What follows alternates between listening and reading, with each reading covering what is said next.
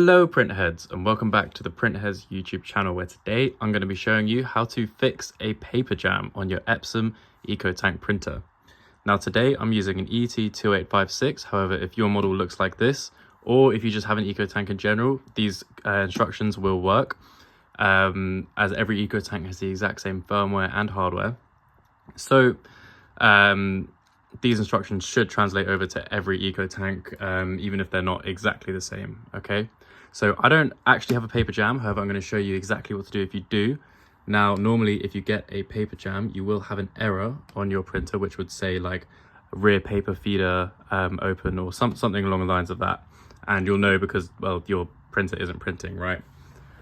So, firstly, I'm going to show you where to check in the front. Now, firstly, you're going to want to open up your printer by just opening up like this and click it into place, okay? So this is fine, don't worry, it's not broken, just it's meant to do that. Click it up into place, and what you're going to see, guys, is the printer is going to feed paper through here, the print head's here, and then out here. So, likely you might have a paper jam here. So if you do, guys, don't worry, just grab it and take it out, okay? It's very simple. Make sure your printer isn't printing whilst you're doing this. So take it out, or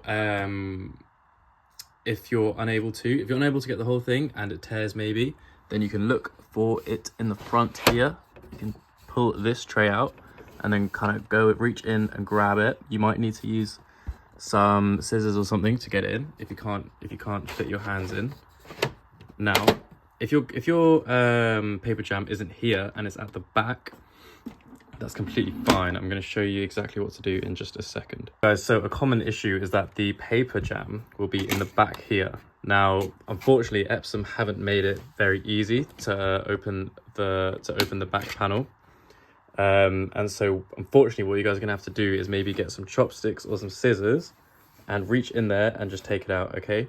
So, basically, guys, these are the two main places in which you'll get a paper jam. Now, I've shown you exactly where the paper can be in the printing process, and you just kind of have to go in and manually take it out one piece at a time.